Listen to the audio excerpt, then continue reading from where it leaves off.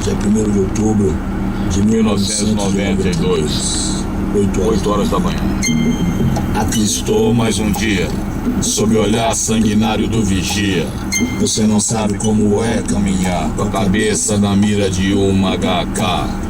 Metralhadora alemã ou de Israel, estraçalha ladrão que nem papel. É isso aí, João. E é proposital isso aí. Comecei com Racionais MCs, Diário de um Detento, e é proposital. Vamos falar hoje, rapidamente, ligado a atualidades. Você deve ter visto nos jornais que foram deslocados para os presídios federais o comando do PCC, primeiro comando da capital. E a pergunta que você vai falar, o que está ligado isso aqui? Foi nisso aqui, no dia 2 de outubro de 1993, quando aconteceu o famoso massacre do Carandiru, 111 mortos, na época comandado pelo coronel, o batalhão de choque comandado pelo coronel Biratã, irmão do coronel Birajara, que foi meu professor, inclusive. Os dois foram meus professores.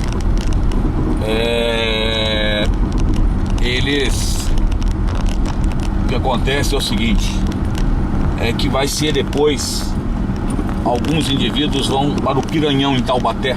Piranhão é um presídio em Taubaté. E nesse presídio eles montam um time de futebol chamado Comando da Capital. Primeiro Comando da Capital, comando lá, time de futebol com o nome de Comando da Capital. E a partir dali, os indivíduos começaram a ver que poderia ser ali a origem de uma das maiores, talvez a maior organização criminosa hoje, talvez da América do Sul, organização criminosa da América do Sul. E aí eles começam então a fazer o PCC, primeiro comando da capital. No início, o primeiro comando da capital, ele era co-irmão do Comando Vermelho. Tanto é que o próprio Marcola, que é o Herbas Camacho, que é considerado talvez um dos caras mais perigosos do Brasil hoje, um dos caras de maior estratégia dentro da criminalidade, ladrão a banco, ele consegue convencer Fernandinho Beiramar, do Comando Vermelho, a deixar vender crack, porque no Rio de Janeiro não se vendia crack em favela, que era chamada a droga do demônio. Quem conhece a história sabe, né? O crack era vendido aqui porque o indivíduo crack você não tem controle. Ele consegue convencer com o Fernando Beiramar sobre isso. E o primeiro comando da capital vai crescendo dentro das cadeias e vai se tornando hoje um monopólio. Tanto é que hoje ele é considerado um monopólio do crime, o primeiro comando da capital em São Paulo. Uma das razões, segundo alguns dizem, que diminuiu sobremaneira na última década os assassinatos em São Paulo, devido ao monopólio criminoso, né, do primeiro comando da capital.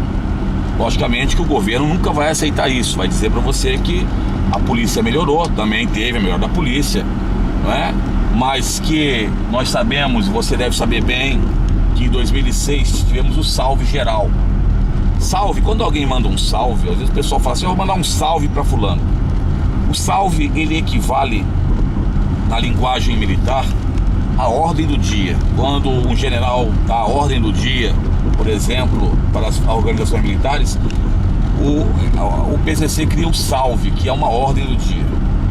E em 2006, você deve lembrar bem que aconteceu também de quererem tirar e modificar ali, né, de tirar o pessoal do PCC de alguns presídios. E na época, você deve lembrar bem, tinha um delegado do DEIC, respeitadíssimo pela criminalidade, Dr. Bittencourt, quem é antigo conhece o Dr. Bittencourt, linha dura, mas era um cara respeitado porque cumpria o que fazia, falou que ia ser a maior porcaria que iam fazer. Ele briga com o secretário de penitenciário, acho que é o Furocal, que era secretário de agentes penitenciários, ele briga, ele discute, xinga todo mundo lá, e deu no que deu. 2006, São Paulo se vergou ao PCC, numa coisa realmente cinematográfica. Tem até o filme Salve Geral, que, desculpa, é muito ruim, viu? O filme é muito ruim. Podia ter feito um filme bem melhor em cima disso aí. Mas o Salve Geral, na época, quando eles mandam o Salve Geral, São Paulo, quem conhece São Paulo sabe, São Paulo não para, São Paulo parou. Você andava nas ruas de São Paulo, você podia andar ali que não tinha uma viva alma na rua, não existia. O medo tomou conta de São Paulo. E aí na época rota, take, as viaturas de tático móvel, então contra-atacaram. Por isso que o Coronel Telhada ficou famoso. Na época, acho que ele era tenente-coronel, na época. Ele comanda essa parada na rota lá. E aí foi em carnificina de ambos os lados. Morreram muito policial e agentes penitenciários, bombeiros, e também do outro lado morreu muita gente. Mas a partir daí, reza a lenda que é feito um acordo com o governo de São Paulo. Se isso acontece, ninguém sabe. Mas aí é a ascensão de Marcola, que sai respeitadíssimo dessa situação. PCC deve ter, ninguém sabe quantos membros tem o PCC na realidade. Alguns falam de entre 15 e 20 mil membros no Brasil todo. PCC hoje que começa a fazer guerras em alguns lugares para conquista de espaço. Isso é geopolítica do crime, inclusive. Mato Grosso do Sul, a fronteira, então é dele, entra pro Pantanal. A briga no Ceará, que você está vendo aí, o Ceará, Fortaleza em caos, é briga de facções, porque o Ceará tem é um local estratégico pela proximidade que você tem com dois grandes centros, né, que é a Europa e os Estados Unidos, e passa por lá, e de lá a droga vai.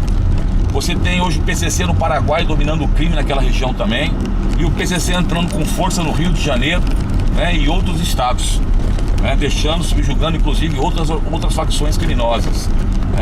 Existe uma diferença sutil entre facção e organização. Facção é que você acha que é um pedaço, uma fatia, não é. Uma organização, ela tem todo um sistema, e o PCC, quer queira, quer não, ele tem todo um sistema, né, de ordens, a sintonia fina. Existe um organograma totalmente bem feito que você pode encontrar inclusive na internet ou qualquer coisa. Mas converse com o seu professor, a violência urbana deverá cair esse ano. Não trata-se de enaltecer nenhuma organização criminosa ou não, mas é uma realidade. Eu não vou chegar aqui e vou falar assim, igual os governos falam, bandidos e uma organização criminosa, para não dar força aí. Até há pouco tempo atrás, o próprio Dória citou o nome do PCC ipsis literis, porque ele existe, né? E ele tem uma força hoje. E outra coisa, o pessoal não entendeu. Você andou em São Paulo bastante, você viu que tinha um monte de comando da polícia. Reza a lenda que quando Marcola ficou sabendo, que sempre se sabe quando você vai preso, ele mandou o pessoal do PCC todo jogar os chips de celular fora, porque você demora às vezes 2 dias para poder rastrear um negócio desse. Então foi feito isso, e aí o pessoal da área de segurança ficou meio sem noção do que estava fazendo, e tome blitz e blitz em cima de blitz. Por isso que você deve ter sido parado, assim como eu. Fui parado 3 vezes, devo ter cara de bandido inclusive. Você vai saber, né? Então, meu filho, tamo junto. É nós aqui curtindo aqui.